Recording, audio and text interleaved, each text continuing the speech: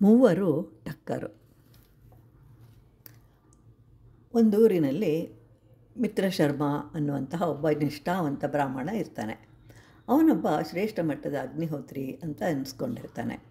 ಒಂದು ಬಾರಿ ಅವನಿಗೆ ತಾನು ಒಂದು ಯಾಗ ಮಾಡಿ ಮುಗಿಸಬೇಕೆಂಬ ಯೋಚನೆ ಇದ್ದಕ್ಕಿದ್ದಂತೆ ಹೊಳೆಯುತ್ತೆ. ಯಾಗಕ್ಕೆ ಬಲಿ ಕೊಡಲು ಒಂದು ಮೇಕೆಯನ್ನು ಸಂಪಾದಿಸಿಕೊಂಡು ಬರಲು ಹೊರಡುತ್ತಾನೆ. ಪಕ್ಕದ ಹಳ್ಳಿಗೆ ಬರ್ತಾನೆ. ಅಲ್ಲೊಬ್ಬ ಗಣ್ಯನೊಂದಿಗೆ ವಿನಂತಿಸಿಕೊಂಡ, ದಾನಶ್ರೇಷ್ಠ, ಬರುವ ಅಮಾವಾಸ್ಯೆಯ ಹೊತ್ತಿಗೆ ನಾನೊಂದು ಯಾಗವನ್ನು ಮಾಡಬೇಕು ಅಂತ ಅಂದ್ಕೊಂಡಿದ್ದೇನೆ. ಅದಕ್ಕಾಗಿ ಒಂದು ಮೇಕೆಯನ್ನು ದಾನ ಕೊಡುವೆಯಾ ಅಂತ. ಬ್ರಾಹ್ಮಣನ ಬೇಡಿಕೆಯನ್ನು ಆ ಕಾಲದಲ್ಲಿ ಯಾರೂ ತಳ್ಳಿ ಹಾಕ್ತಾ ಇರಲಿಲ್ಲ. ಕೂಡಲೇ ಆ ಗಣ್ಯ ಒಂದು ಕೊಬ್ಬಿದ ಕುರಿಯನ್ನು ಧಾರಾಳವಾದ ಮನಸ್ಸಿನಿಂದ ದಾನದ ರೂಪದಲ್ಲಿ ಕೊಡ್ತಾನೆ. ಬ್ರಾಹ್ಮಣನಿಗೆ ತುಂಬ ಸಂತೋಷ ಆಗುತ್ತೆ. ಮೇಕೆಯನ್ನು ಬಿಟ್ಟು ಹಿಂಗಟ್ಟು ಮುಂಗಟ್ಟು ಕಟ್ಟಿ ತನ್ನ ಹೆಗಲ ಮೇಲಿಟ್ಟುಕೊಂಡು ಗಣ್ಯನನ್ನು ಅಭಿವಂದಿಸಿ ಮುಂದೆ ಮುಂದೆ ಹೋಗ್ತಾ ಇರ್ತಾನೆ. ಅದೊಂದು ಕಾಡು ಮಾರ್ಗ. ಮೂವರು ಟಕ್ಕರು ಬ್ರಾಹ್ಮಣನ ಮೇಕೆಯನ್ನು ಕಂಡು ಅವರ ಬಾಯಲ್ಲಿ ನೀರೂರತೊಡಗಿತು. ಹೇಗಾದರೂ ಮಾಡಿ ಬ್ರಾಹ್ಮಣನಿಂದ ಮೇಕೆಯನ್ನು ಅಪಹರಿಸಿ ಸೊಗಸಾದ ಅಡಿಗೆ ಮಾಡಿ ಊಟ ಮಾಡಲು ಬಯಸ್ತಾರೆ. ಮೂವರು ಪಿಸ ಮಾತನಾಡ್ಕೊಳ್ತಾರೆ. ಯೋಜನೆಯನ್ನು ರೂಪಿಸ್ಕೊಳ್ತಾರೆ. ಯೋಜನೆಯಂತೆ ಮೂವರು ವೇಷ ಬದಲಾಯಿಸಿಕೊಳ್ತಾರೆ. ಅವರಲ್ಲಿ ಒಬ್ಬ ಈಗ ಬ್ರಾಹ್ಮಣನಿಗೆ ಎದುರಾದ ವಿನಮ್ರತೆಯೊಂದಿಗೆ ಎರಡೂ ಕೈಗಳನ್ನು ಜೋಡಿಸಿಕೊಂಡು ಹೇಳಿದ, ಬ್ರಾಹ್ಮಣೋತ್ತಮರೇ, ಇದೇನು ಕಜ್ಜಿ ನಾಯಿಯನ್ನು ಹೆಗಲ ಮೇಲೆ ಹೊತ್ಕೊಂಡು ಹೋಗ್ತಾ ಇದ್ದೀರಿ? ಯಾರಾದರೂ ನೋಡಿದರೆ ನೀವು ಎಂತಹ ಶತಮೂರ್ಖರು ಅಂತ ಹೇಳಿ ಪರಿಹಾಸ ಮಾಡೋದಿಲ್ವಾ ಅಂತ. ಮೊದಲನೇ ವೇಷಧಾರಿ ಟಕ್ಕನ ಮಾತು ಕೇಳಿ ಬ್ರಾಹ್ಮಣನಿಗೆ ಹಿಡಿಯಲಾರದಷ್ಟು ಕೋಪ ಬರುತ್ತೆ. ಆದರೂ ತಾಳ್ಮೆಗೆಡದೆ ಹೇಳ್ತಾರೆ, ದಡ್ಡ, ದಷ್ಟಪುಷ್ಟ ಕುರಿಯನ್ನು ಕಜ್ಜಿ ನಾಯಿ ಅಂತ ಹೇಳಿ ಮೂದಲಿಸುತ್ತಿರುವ ನಿನಗೆ ದೃಷ್ಟಿದೋಷ ಇರಬೇಕು.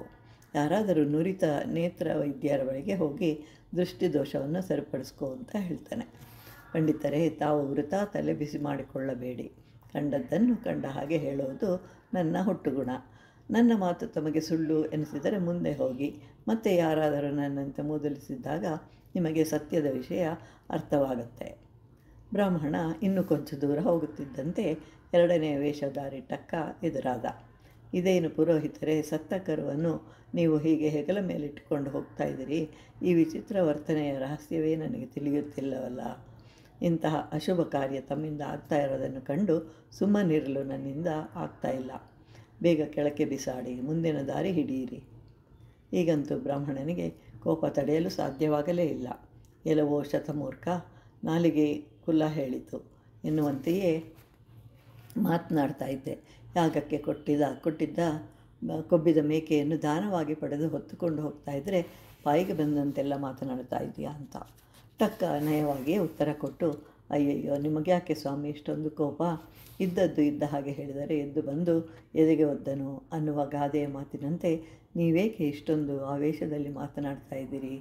ನೀವು ಇಷ್ಟೊಂದು ಆವೇಶಕ್ಕೊಳಗಾಗುವಿರೆಂದು ನನಗೆ ತಿಳಿದಿದ್ದರೆ ಸತ್ಯ ಸಂಗತಿಯನ್ನು ಹೊರ ಹಾಕ್ತಾನೇ ಇರಲಿಲ್ಲ ಅಂತ ಹೇಳ್ತಾ ಏನೂ ಅರಿಯದ ಮುಗ್ಧನಂತೆ ಜಾಗ ಖಾಲಿ ಮಾಡಿದ.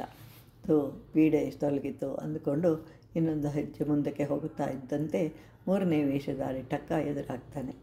ಇದೇನು ಭಟ್ಟರೇ ಈ ವೇಷ? ಸದ್ಯ ಇದು ಊರಲ್ಲ, ಕಾಡು. ಯಾರೂ ಹೆಚ್ಚಿಗೆ ನಡೆದಾಡೋದಿಲ್ಲ. ಊರೇ ಆಗಿದ್ದರೆ ತಿರುಗಾಡೋ ಜನರೆಲ್ಲ ನೀವು ಕತ್ತೆ ಮರಿಯನ್ನು ಹೊತ್ಕೊಂಡು ಹೋಗ್ತಾ ಇದ್ದೀರಿ ಅನ್ನೋದನ್ನು ನೋಡಿ ಕೇಕೆ ಹಾಗೆ ನಗ್ತಾ ಇದ್ದರು. ಉಂಡಾಡಿ ಹುಡುಗರು ಗೇಲಿ ಮಾಡ್ತಾ ಕಲಿಸ್ತಾ ಇದ್ದರು ಅಂತ ಹೇಳ್ತಾನೆ. ಈಗ ಬ್ರಾಹ್ಮಣನಿಗೆ ಗಾಬರಿ ಹಾಗೂ ಭಯ ಒಮ್ಮೆಲೆ ಉಂಟಾಯಿತು. ತಾನು ಹೊತ್ತಿರುವುದು ಮೇಕೆಯೋ ದೆವ್ವವೋ ಎಂಬ ಶಂಕೆ ಬಲವಾಯಿತು. ಶಂಕೆ ಬದಲಾದಂತೆ ಅಡಿಮುಡಿಯವರೆಗೆ ನಡುಕ ಉಂಟಾಯಿತು. ಮೇಕೆಯನ್ನು ನೆಲದ ಮೇಲೆ ಕುಕ್ಕಿ ಹೇಳದೆ ಕೇಳದೆ ಓಡಿದರು. ಮೂವರು ಟಕ್ಕರು ಈಗ ಒಟ್ಟಿಗೆ ಸೇರಿದರು. ಮೇಕೆ ಕಟ್ಟಿದ್ದ ಒಂಗಟ್ಟು ಮುಂಗಟ್ಟುಗಳನ್ನು ಬಿಚ್ಚಿದರು. ಮೇಕೆಯನ್ನು ಕತ್ತರಿಸಿ ರುಚಿಯಾಗಿ ಬೇಯಿಸಿದರು. ಒಗದಸ್ತಾಗಿ ತಿಂದು ತೇಗಿ ನೆಮ್ಮದಿಯಿಂದ ಮಲಗಿದರು.